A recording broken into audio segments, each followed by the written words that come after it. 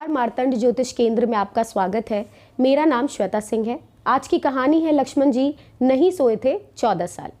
रामचंद्र जी को जब उनके पिता दशरथ राजपाट सौंपने वाले थे तभी उनकी दूसरी पत्नी कैकेयी को उनकी दासी मंथरा ने खूब भड़काया। मंथरा ने कहा कि राजा तो आपके बेटे भरत को बनाना ही नहीं चाहते। उसके बाद कैकेयी ने राजा दशरथ से 2 वर मांगे। पहला, भरत को गद्दी मिलनी चाहिए और दूसरा, राम को 14 वर्ष तक का वन में वनवास। राजा दशरथ को अपनी पत्नी के वर पूरे करने पड़े। जब रामचंद्र जी वनवास के लिए अयोध्या से निकले तब लक्ष्मण जी ने भी उनके साथ जाने की इच्छा जाहिर की। लक्ष्मण के वन जाने की बात सुनकर उनकी पत्नी उर्मिला भी साथ जाने की जिद करने लगी। तब लक्ष्मण अपनी पत्नी उर्मिला को समझाते हैं कि वह अपने बड़े भाई और माँ समान भाभी सीता की सेवा करने के लिए जा रहे हैं।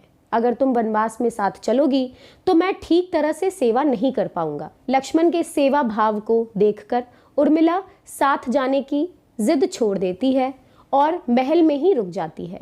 वन में पहुंचकर लक्ष्मण भगवान राम और सीता के लिए एक कुटिया बनाते हैं। जब राम और सीता कुटिया में विश्राम करते थे तब लक्ष्मण बाहर पहरेदारी करते थे।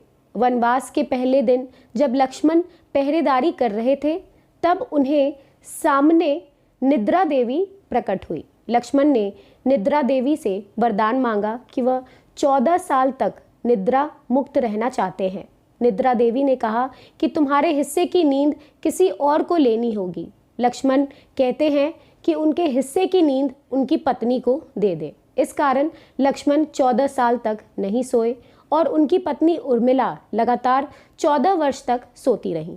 14 वर्ष बाद जब भगवान राम और माता सीता के साथ जब लक्ष्मण अयोध्या वापस आए तब नींद की अवस्था में रामचंद्र जी के राज तिलक समारोह में उर्मिला भी उपस्थित थी। यह देख लक्ष्मण को हंसी आती है। जब लक्ष्मण से हंसी की वजह पूछी गई तो उन्होंने निद्रा देवी के वरदान के बारे में सब कुछ बताया। लक्ष्मण ने कहा कि जब मैं उबासी लूंगा तब उर्मिला की नींद खुलेगी। लक्ष्मण जी की इस बात को सुनकर सभा में मौजूद सभी हंस पड़े।